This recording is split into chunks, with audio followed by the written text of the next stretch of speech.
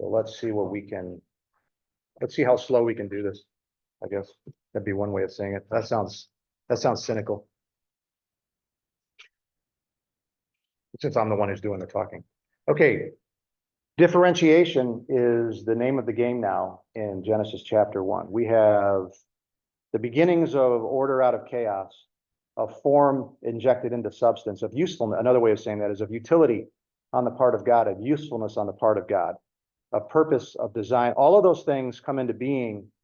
You know, when we talk about the design of the universe, not in chapter 1. I mean, not in verse 1 and not in verse 2. There's the anticipation of it, but the design and the injected purpose starts in chapter 3 and really picks up steam in verse 3 and really picks up steam in chapter 12. But when you're talking about the purpose of the universe, now God is going to get to work. And the only purpose that this universe has is that which God is about to inject into it. And really, that's the case for us as individuals as well. On a day-to-day basis, you know, our purpose comes from what he has, I don't know, imputed into our lives, whatever he injected into our lives. And we have access to understand that through his word. So all of that is a blessing, and it starts here in Genesis chapter 1, verse 3, which we talked about last night. These are the examples or the instances of separation or differentiation that you see in chapter 1. Light from darkness, we've already seen it. It's a very, very important fundamental idea in the entire Bible. Tom talked about it.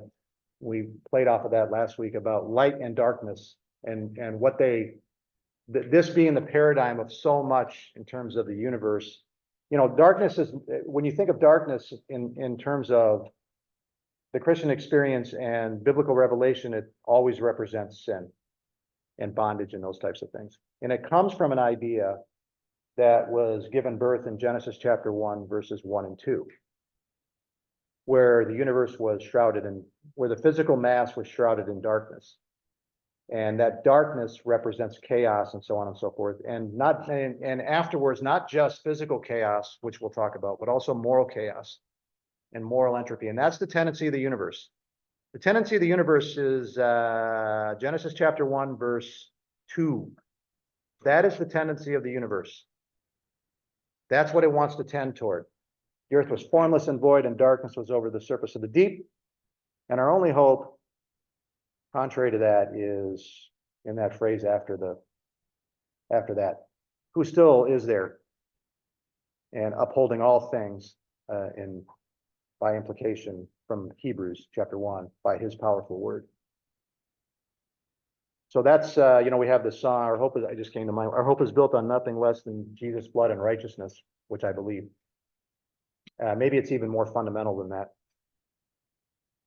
Boy, what this universe would be, we know what this universe would be without God's ever-present sustaining power. And that is represented in Genesis chapter 1, verse 2. So differentiation, separation, light from darkness, waters from waters in verse 7, day from night in 14. And then by implication, although those are the 3 times the word is used, but by implication, there will be animal from animal, human from animal, and then finally male from female. And then, of course, the crowning achievement will take place at the end of chapter 2, where the male and female come back together, and we have a unity again in the differentiation, which won't last very long, like 2 verses or something like that. But at a high level, that's what's going on now in this chapter. Does anybody want to comment on that? I think I'm right. Maybe I'm wrong. If anyone wants to say something, they're welcome to do so. We were talking last week about that dot, the white line with the dot on one side and the arrow on the other. The beginning of time and the beginning of God's movement in the universe. And I was thinking about it, and it also is true with the history of redemption. So we have the narrative of the Bible, which we've looked at incessantly, because this is a Sunday school class where we learn the Bible. And here's the history of Israel told from a certain perspective, the rise and fall of Israel over the course of about 1,500 years, or so from Abraham through the fall of the southern kingdom in 586 BC. And that's a fundamental piece of biblical revelation, and it's encapsulated in this little picture here, where much of the Old Testament story from henceforward, really beginning in chapter 12, will be a history of Israel and what I call the rise and fall of Israel. And over the top of that story will really be God weaving a history of the redemption of the people of God, which was ever unfolding. God bringing about the redemption of his own people, both in the past and in the present and in the future. And working through the events of the times, however he sees fit, to accomplish that purpose. And you see many, many examples in the Old Testament of God saving his people from all the way from Egypt, where he pulls them out of slavery, from whatever was going to happen in the desert to whatever was going to happen in Canaan during the period of the Judges or with the Canaanites that they had to conquer to get there, to the rise of David and the fights against the Philistines, and then it begins to go downhill. But this constant movement of God to bring about the redemption, the salvation of his people, never stops. And eventually, there would be a dramatic change in how he works in terms of the redemptive process, and that would come, of course, with the incarnation of God, with the birth of the Messiah, with the birth of the last and final king of Israel, who will reign forever. And the story from then on is not so much the story of the history of Israel in the Bible as it is a story about the reign of Christ and him reshaping a people of God that consists of both Jew and Gentile. It's not that he overthrows Israel, it's that he radically redefines it and throws open the doors of the covenant with Abraham, upon which Israel's identity was based, so that the Gentiles could come streaming in. And everybody in this room who believes in Christ is a recipient of the blessing of that genius, that masterpiece of redemptive work that God accomplished in Christ through his death and resurrection, and then finally his reign in the ascension, his exaltation to the right hand of God. And that's the gospel, which is an encapsulation of God's crowning achievement in the history of redemption. Everything waiting for the birth of the Messiah, the incarnation of God. Okay, that's that. It's 9:35. Anybody want to talk about that? It's good stuff. There's like 5 sermons in there, or 100. I don't know which. Somewhere between 5 and 100 sermons in there. So we did light and darkness last week. So I think we can just move on. There's one more thing I wanted to say. There's always one more thing I want to say.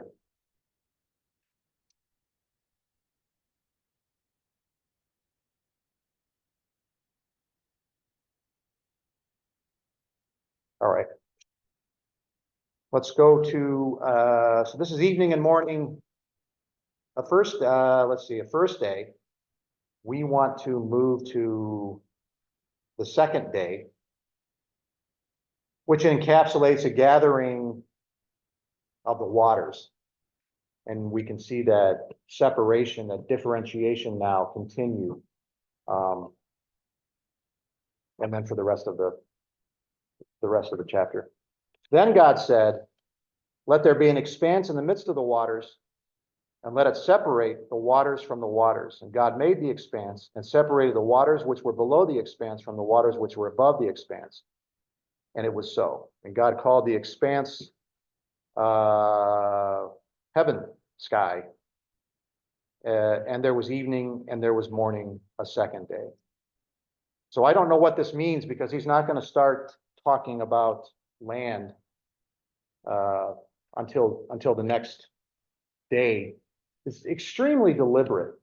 It's an incredibly detailed, it's almost a slow motion view of the ordering process as you move from light from darkness. Now light overtakes, and then waters start to separate and separate and separate. And maybe they just finally get to the point where land appears.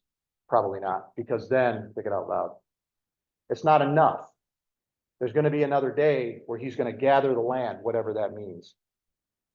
Let the dry land appear. I'm not sure what that means as I'm thinking about it. Does that mean he shaped it, or it just continued to, is the flood, is Noah's flood really a representation of that again?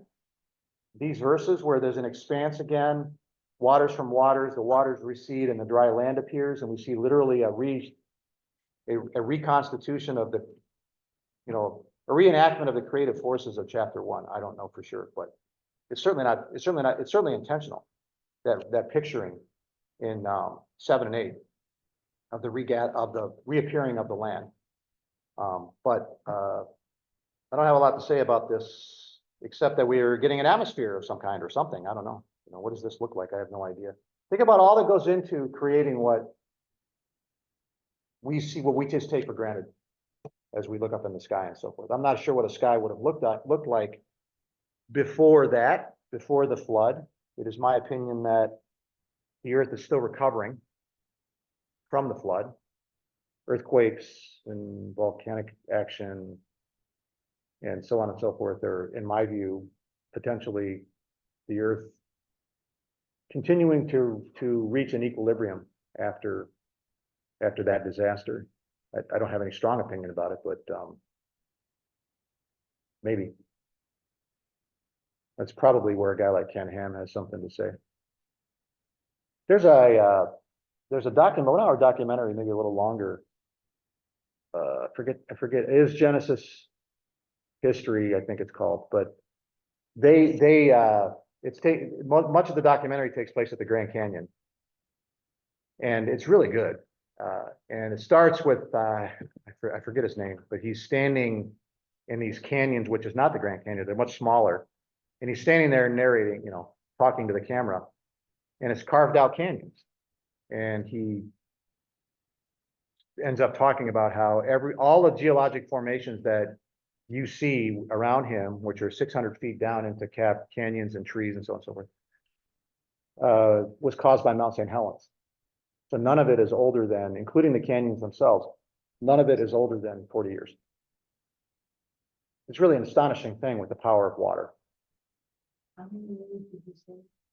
You say it's no older than that. Well, Mount St. Helens was 83 or 83, and this was earlier, so it'd be less than that, 30 years. Maybe, I think he may have said less than 30 years old, so it may have been he made that documentary more than before 2003. I don't remember. The point is, it's not eons and eons. No, it's not, and neither is the Grand Canyon, and they're coming to grips with that fact as well. We'll get back to that with when we start talking about the flood.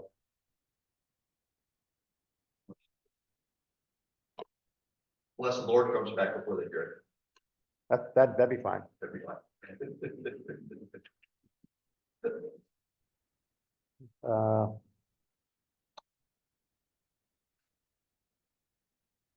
Interestingly, there's something missing from 1980. 1980. Okay, so I don't know when it was made, but I recommend it. I own it. There's something missing from there's something missing in this section for this day that's in all the other days.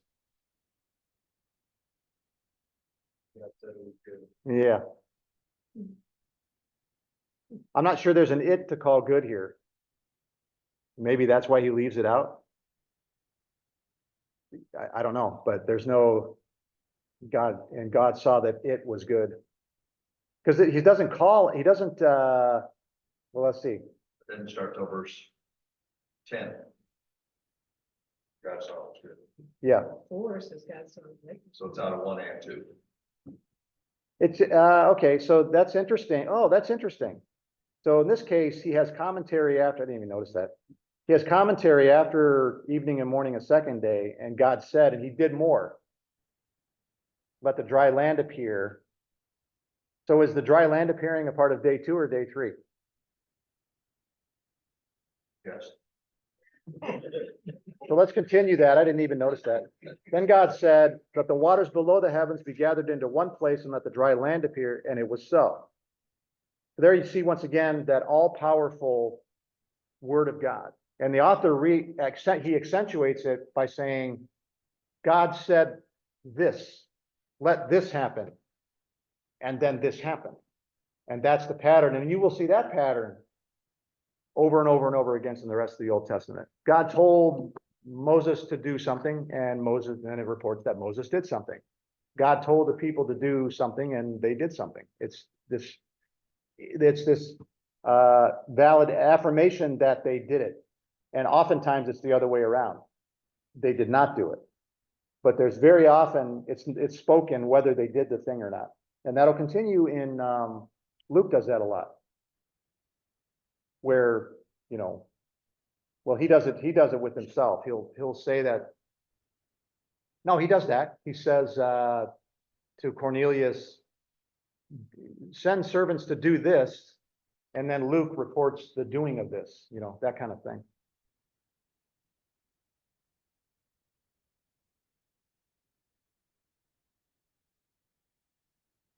All right. I don't have a lot to say right now. That's what I want to do. I don't actually have much to say about that. There's a separation going on that continues. First it was light from dark, and now it's waters from waters. And here comes the land. And it was so.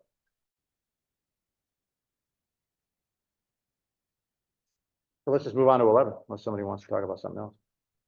Then God said, let the earth sprout vegetation, plants yielding seed, and fruit trees of the earth bearing fruit after their kind, with seed in them.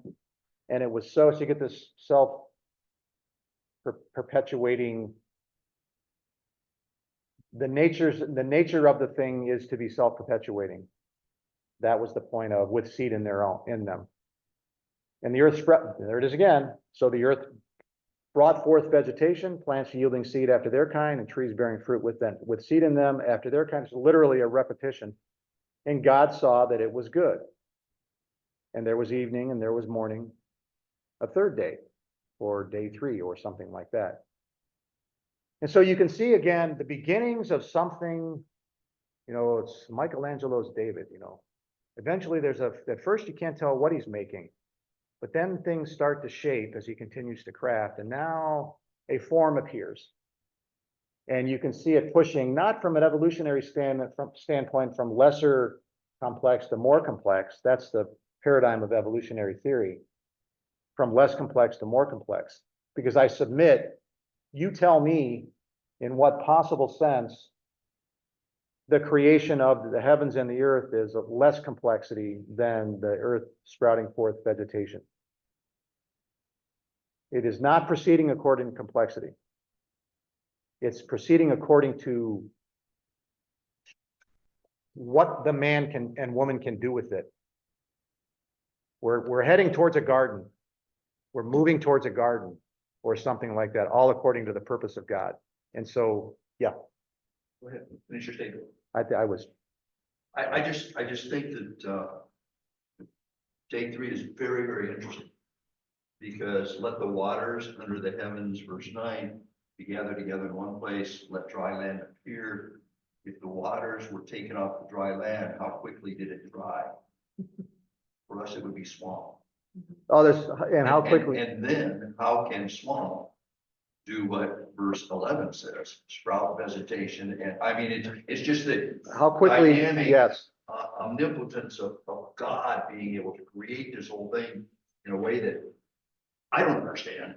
Yeah, there's a sense of the video being speeded up Yeah, or something. I don't know if he blew on it like he did crossing the Red Sea, You know, and that's one of the things. That's one of the things Yeah, people I just don't know. they cast doubt on it. Well, like they reject it out of hand, but one of them will be that, you know, it's the appearance of age. It takes a long time to grow vegetation.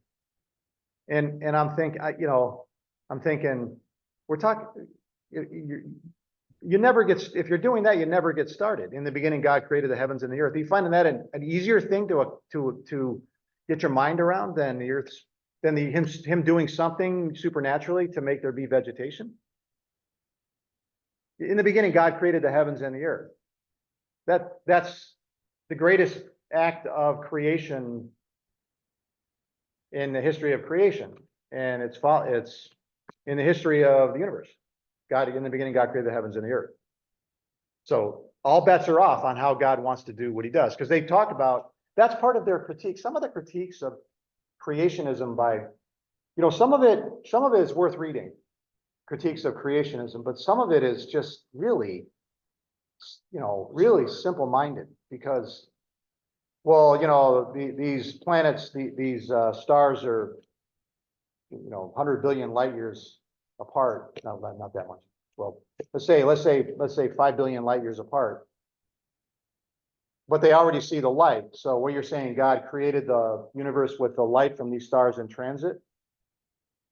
And my response is, well, let's just go back to the beginning, and you never get past, in the beginning, God created the heavens and the earth.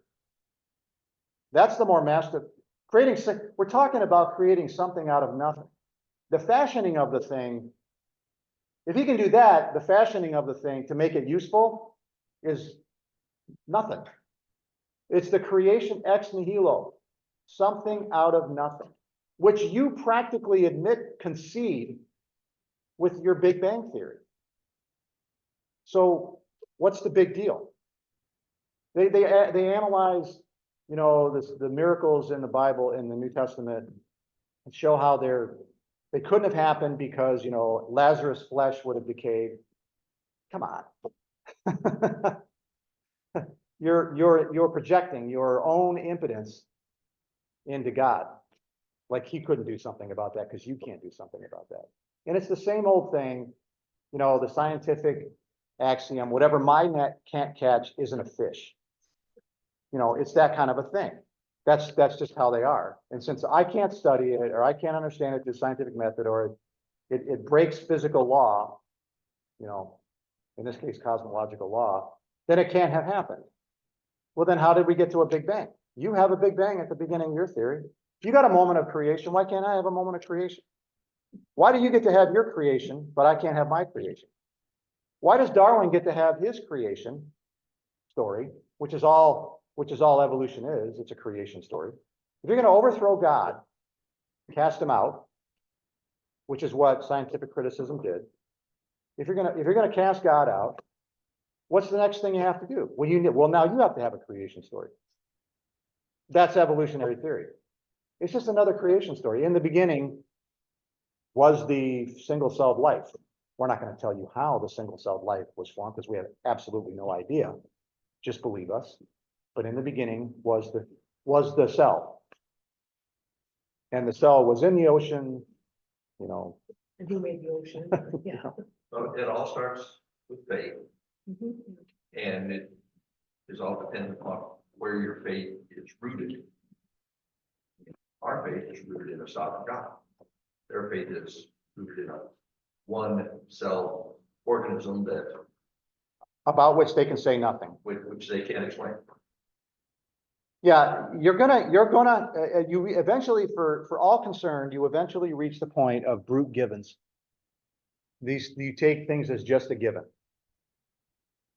I take it as a given that there was a God who was the prime mover, as Aquinas would say, who brought about the existence of all things. You believe there was nothing. In the beginning, nothing brought about the existence of all things. It's the C.S. Lewis line. It is clear that nothing never existed, otherwise nothing would exist now. C.S. Lewis. He's absolutely right. If there ever was a time in ages past where nothing existed, nothing would exist now. So clearly that's not the case. So what is your something? I've told you, I put my stake in the ground. Here's my take on the something. What's your take on the something? What's the something? You can't stop at the Big Bang. That's ridiculous. Give me the prime mover. Well, we don't. Created the Big Bang. Yes. Yeah. That's an extraordinary, think about what they call the singularity, which I actually don't have a problem with. Because like I said before, it just sounds like a kind of a, I don't know, what's the word for, a vague, ambiguous attempt to explain the first moment of creation. A hazy explanation for the first moment of creation. Well, give me the causal connection. Give me the causal agent. Not not what happened prior to in a linear line, but what is the prior cause, the preceding cause to that event? Nothing. Stone silent. Which goes back to all the linear lines that you've showed us, whether it's redemption or whether it's creation. Linear line begins someplace. Creation begins Yes. with God. Redemption begins Genesis chapter 3, seed of the woman. Yep. And Israel, linear line begins Genesis chapter 12, called of Abraham. So in each of our history narratives, we can understand that there was a causal effect. Yes. Started here. And that's why that's important for us to understand. Where does our dot begin? I think they're going to get back there. They're not going to have any choice. I told you about Thomas Kuhn's book, The Structure of Scientific Revolutions, and how scientists, his view was, a philosopher of science, not a believer, but his view, he was understanding how the history of science proceeds. That's what philosophers of science do. And he said that science works in paradigms that are authoritative, which means you don't question them. And they always have. Newton didn't question natural theology, that is, that God forms the basis of science. Well, they decided, well, that's not right. You always have to hold your views tentatively. You can have no authoritative voice like God, so you have to cast out God. Well, then now they did it by implication from what Kuhn said. So now they have their authoritative voices, one of whom was Darwin, or let's get rid of his name and just call it evolutionary theory, which they don't think of as theory at all. And that's authoritative. And the Big Bang is authoritative. Well, it might be a little, you get farther coming up with an alternative theory of the Big Bang than you ever will trying to come up with an alternative theory of evolution of life on Earth. You can argue about what kind of evolution. You are not allowed to question evolution per se. You can question the Big Bang. Physicists seem to be a little more open-minded about this sort of thing.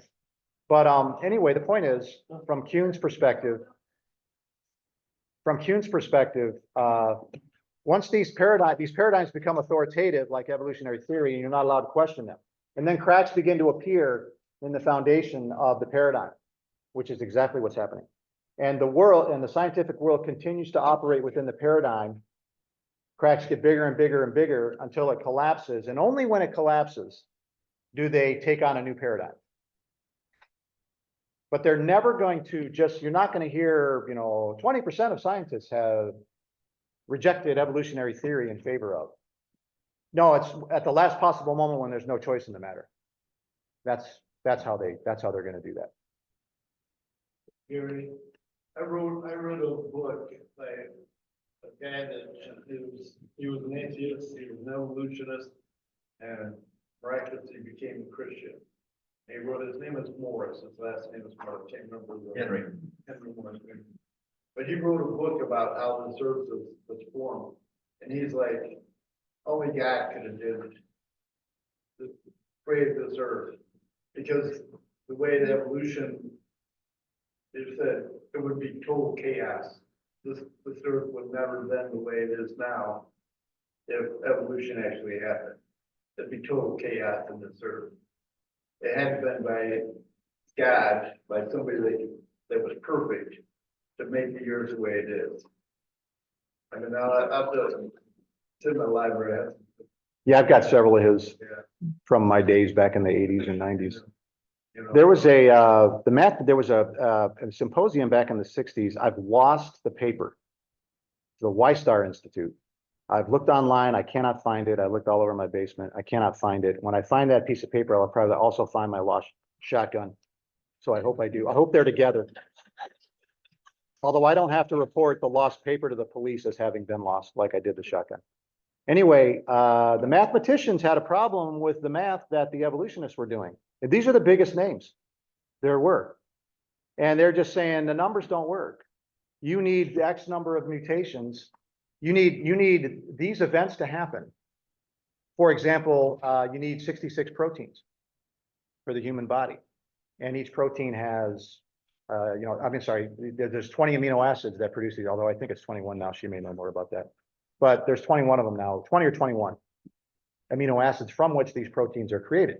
And the amount of work that needs to be done and so forth. We talked about that last week. The number of calories that would need to be burned to get to a human body is infinite, or I've used the word infinite because it's never going to happen because it is infinite.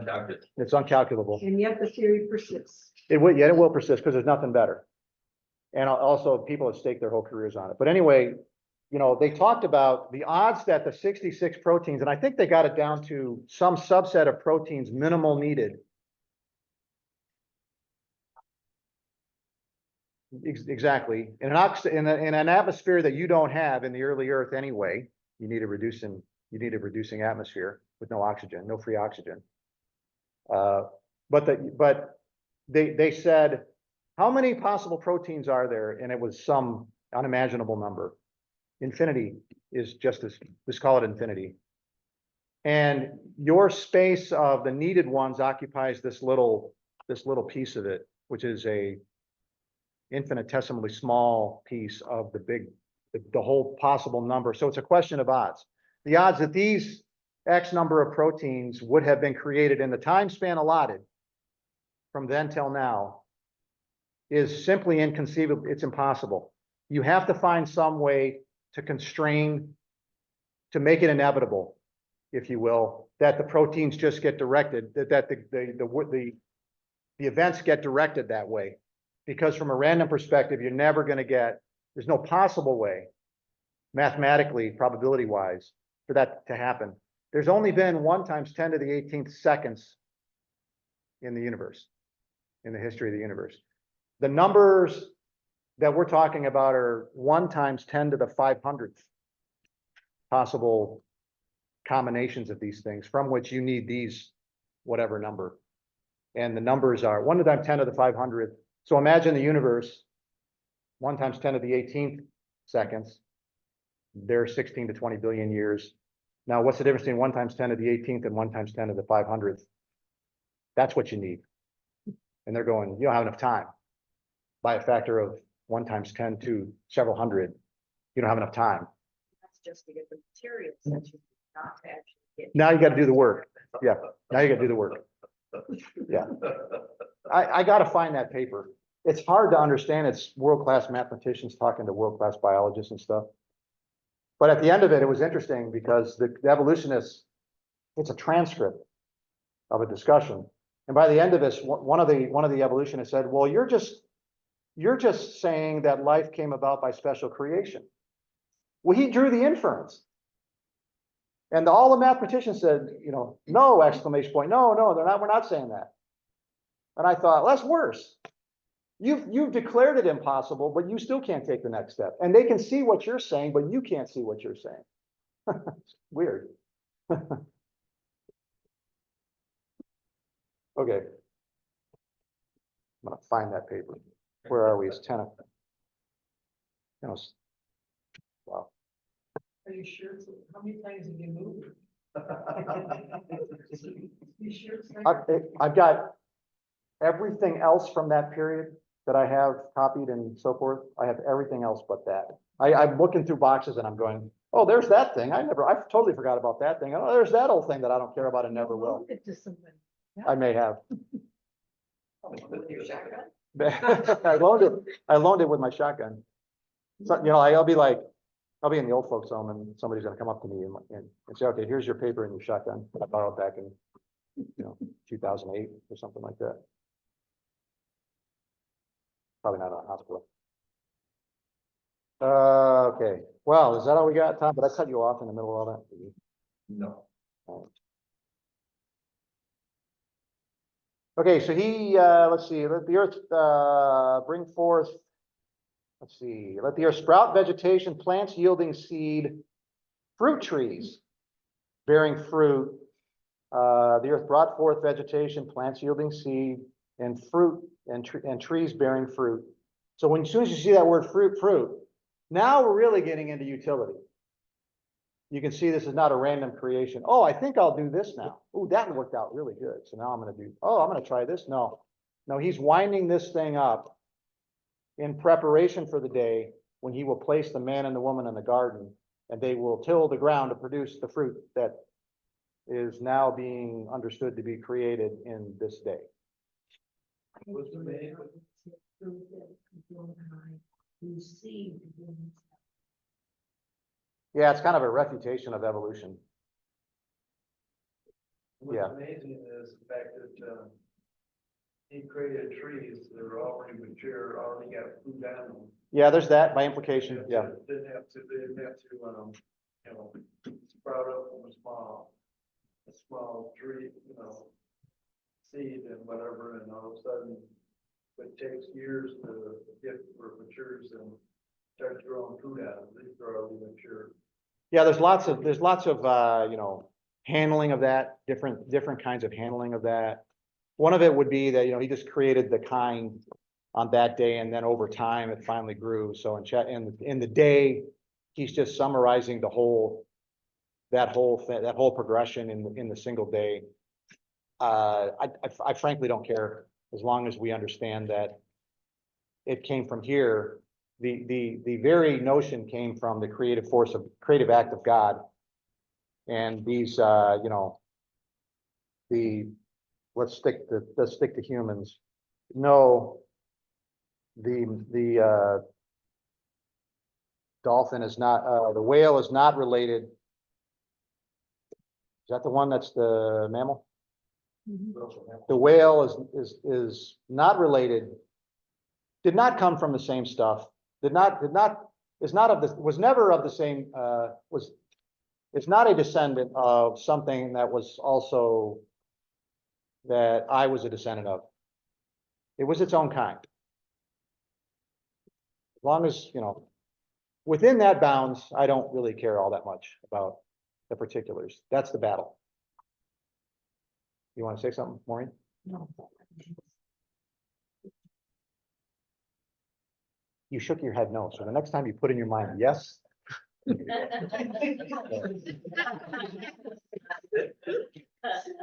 So she's thinking yes. And she's looking right at me.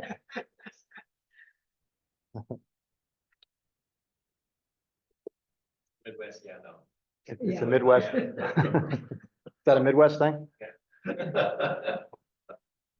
So we get food sources that perpetuate themselves, self-reproducing. So the genius is not just in the articles of creation themselves, but in their reproducibility.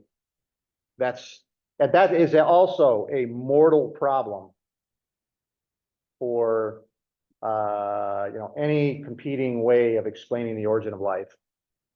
How to, the requirement, the absolute requirement for reproducibility. And so you have an event which produces a thing, and you have another event which produces another thing. But the problem is these two things can't do anything to produce another thing. And that's also the mortal dilemma. There are lots of theories to try to handle that. But eventually you end up crossing a chasm, this differentiation chasm. Even in the animal kingdom, even in the animal kingdom and in the plant kingdom, you have a male and female concept. Yeah, this binary, is that true? Plants have a male.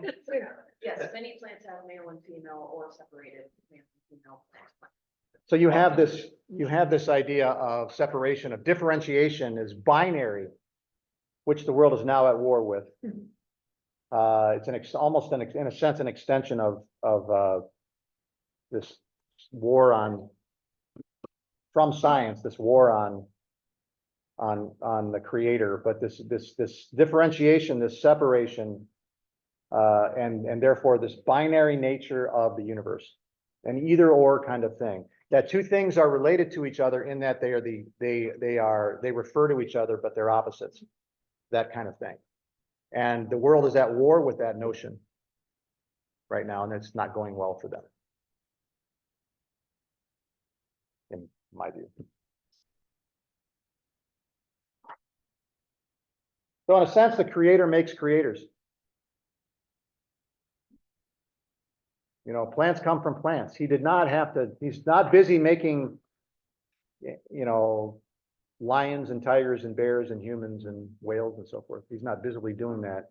He created within it, within the structure of DNA and the cell, this ability for the cell to reproduce itself.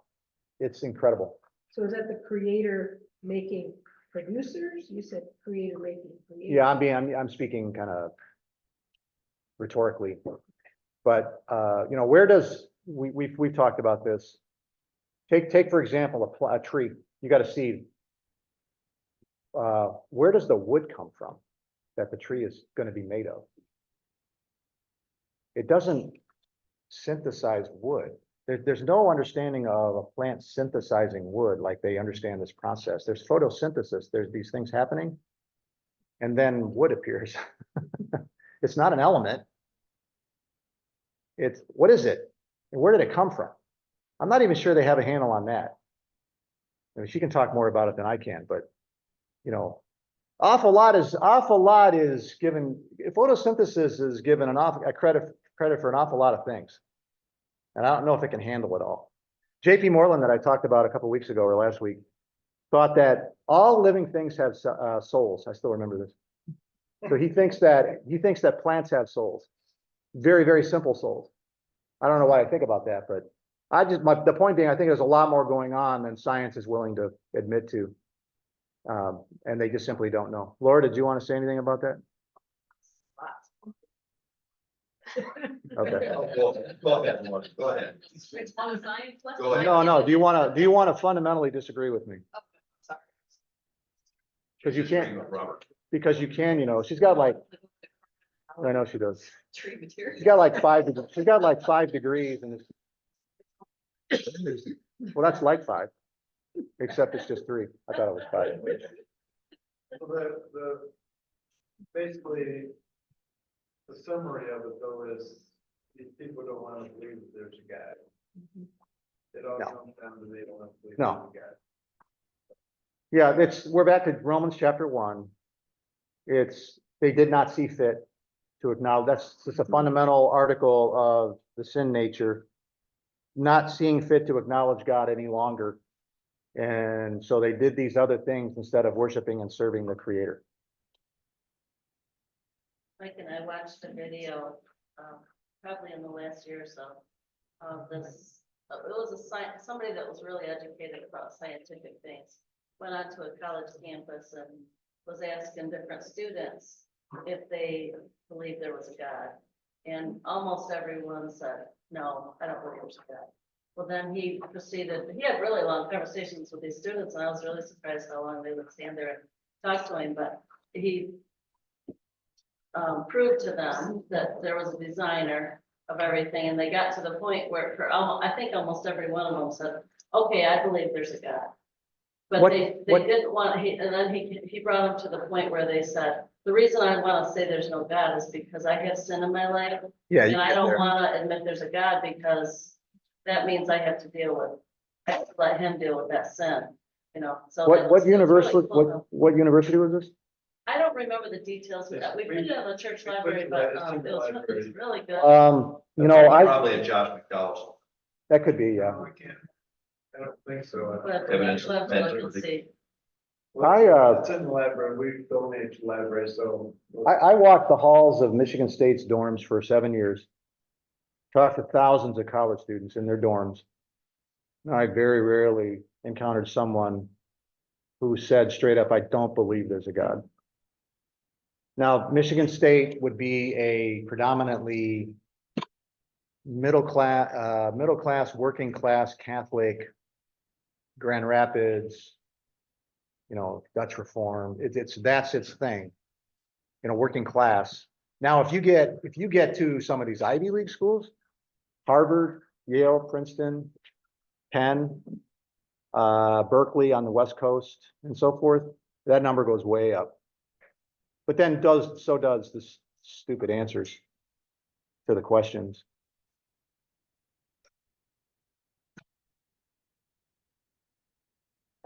see that he's, like you said before, preparing, he's making the steps. He's making the plants so that things that come behind have use of them. Yes, So he's ordering it ahead of time and. yep. And the primordial ooze, when the single cell comes out of something, there was nothing, how did they have anything prepared? Yeah, there's, to sustain it? we can do that. I've got plenty of their information on that, the other side's information on that. We've talked about it in summer before. So they go through a preparation too? You mean in terms of their theory? Yeah. No, it's a question of initial conditions. So you need a reducing atmosphere, you need a certain temperature. You need isolation because once these compounds get created, they don't last very long in a hostile environment. So you can get a thing to happen. This is what the Miller-Urey experiments in the 50s determined. That you can get a thing to happen, but you have to act quickly and keep it from being destroyed again because the environment is hostile. And so, you know, you get, that's why Darwin had the, well, we already wasted, we got a little bit done today, but Darwin. Now, this has to be a careful search. I'm not gonna do that search. I'll do it.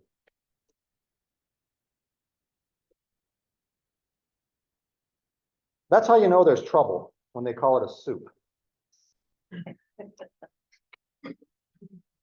But I want the quote from Darwin. I have it on a piece of paper. I'll go find it. But he said, oh, he didn't seem it. He was in his early publication, he was not arguing that there was no creator because he understood the complexities involved in the origin of life. But he speculated, oh, but what if in some warm little soup where this and this and this is true and that is true, and you know, and he went through it. Well, that became basically the reigning paradigm of, so much so that you've heard the term. But when he said it, he was just speaking hyperbolically because he couldn't find any way to explain it. We should stop. These are some constants. We'll go through them next week. We're going to learn all this next week.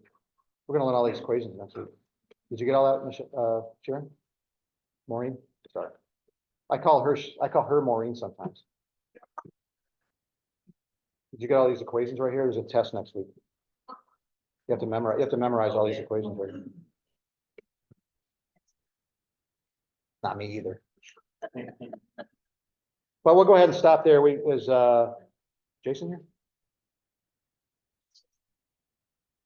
Yeah, we got to stop. We got to go chase down. We got to go chase down the speaker. Thanks for joining. Naomi, Nate. Thank Gabe. you, Gary. Yep. See you guys later. Thank you, Gary. Yep.